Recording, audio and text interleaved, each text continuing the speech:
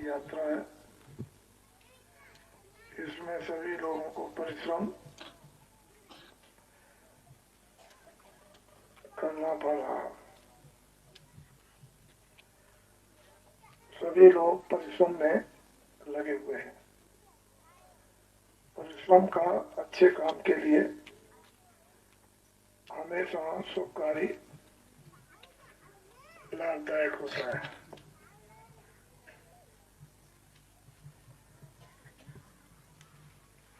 हम सब लोगों को यात्रा में जो जो संदेश सुनने को मिले हैं उनको अच्छी तरह से सब लोग अमल में लाए। ये लोग और परलोक के लिए ये सबके हितों के वास्ते कि सब लोगों का इसमें भला हो। छोटे और बड़े, अमीर और गरीब, जो लोग भी अपनी जिंदगी से ऊब गए या परेशान हैं, उन लोगों के लिए भी लाभदायक। परमार्थियों को ये ध्यान रखना चाहिए कि जिनको भजन करने का रास्ता मिल गया वो भजन की तरफ चलेंगे। ज्यादा रुझान आप लोगों का भजन की तरफ हो, क्योंकि भजन ये सर्वोपरि अंतिम अपना लक्ष्य और कार्य है। बाकी शरीर रक्षा के लिए उतने ही कार्य जरूरी है जैसे कि शारीरिक अपनी व्यवस्था बनती चली जाए और मन अपना इंद्रियों से हटे और इंद्रियां भोगों की तरफ से हटे। जब इंद्रियां भोगों की तरफ से हटेंगी और मन इंद्रियों की तरफ से हट जाएगा तो भजन में रुचि आने लगेगी, आनंद आने लगेगा, अनुभव होने लगेगा। इसीलिए हम लोग इस रास्ते में सम्मिलित हुए कि हमको परमार्थ का सही और सच्चा रास्ता मिले। एक जगह बैठ करके सबको आज के समय में लाभ नहीं पहुंचाया जा सकता, क्योंकि सब लोग अपनी अपनी परेशानी, बीमारी और गृहस्थ आश्रम के अनेक प्रकार के झगड़े और धन की कमी के कारण महात्माओं की खोज वो लोग नहीं कर सकते हैं। उनका जीवन एक छोटे से दायरे में घर के कामकाज और परेशानियों में समाप्त हो जाता। वो अपने आत्म कल्याण के बारे में जीवन में कुछ सोच ही नहीं पाते हैं कि भजन कोई चीज है या नहीं।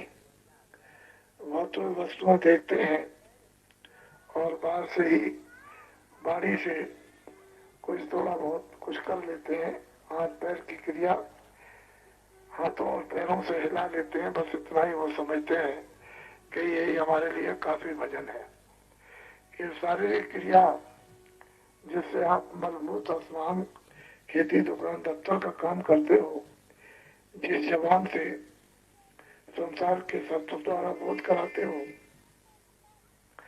वो परमात्मा की चेतनता है, सबसे परे है, मन से भी परे है, बुद्धि से भी परे है, चित्त से भी परे और पांचों तत्वों से परे। जब हम अपनी आत्मा से सबसे प्रथम आत्मा का जागरण जब करेंगे तो हमको भजन करना पड़ेगा, नाम की कमाई करनी होगी। बिना नाम की कमाई के आत्मा का जागरण इस मनुष्य शरीर में नहीं हो सकता।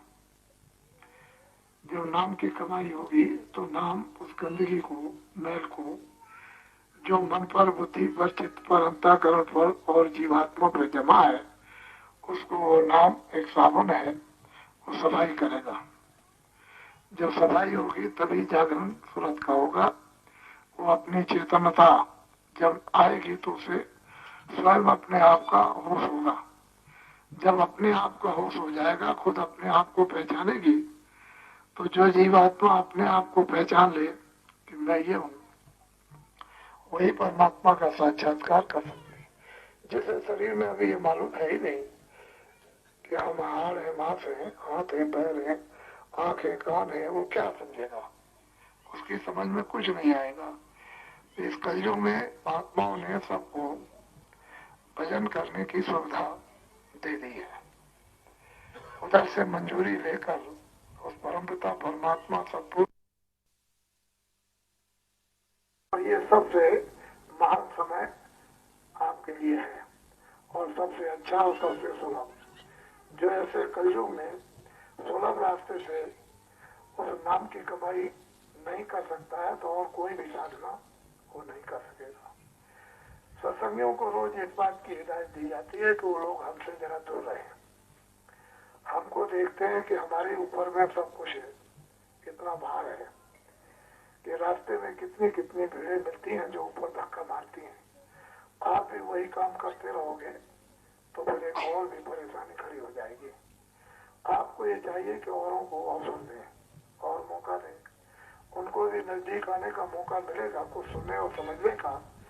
ये एक ऐसा प्रेम मार्ग है कि जैसे कि बन जाएंगे तो हमेशा के लिए उनका संबंध जुड़ गया, और प्रेम नहीं मिलेगा तो उनका संबंध जुड़ेगा नहीं। आप लोगों को हमेशा हर चीजों को ध्यान में रखना और जो जो बातें बताई जाए उसका अमल करना, यही आपकी सबसे बड़ी भक्ति है। जो आदेश का पालन करते हैं यही भक्ति है। भक्ति कोई और चीज नहीं है, आदेश के पालन का नाम ही भक्ति है। हम लोग उसी तौर तरीकों को जो हमको समझाया जाता है उसी को अपने आप ढाल लें, अपने आप को उसी तरह से बदल जाए, अपने आप काम बन जाएगा। अपने को बदलते जाओ, काम सीधा है, काम कोई टेढ़ा नहीं है। अपनी इंद्रियों को, मन को बदल करके और शरीर को एक तरफा कर देंगे तो जल्दी काम हमारा हो जाएगा। फिर हमारी उस नाम की कमाई में चढ़ाई भी हो सकती है बड़ी आसानी से। फिर कोई दिक्कत, कोई परेशानी किसी को नहीं होती। इसीलिए हमें सत्संग में सम्मिलित हुए कि हम नाम कमाई को करें। बाकी जो दुनिया की तमाम आफतें और मुसीबतें और परेशानियां और जो आग बरस रही है वो कैसे बुझाई जाएगी, ये आप देखो।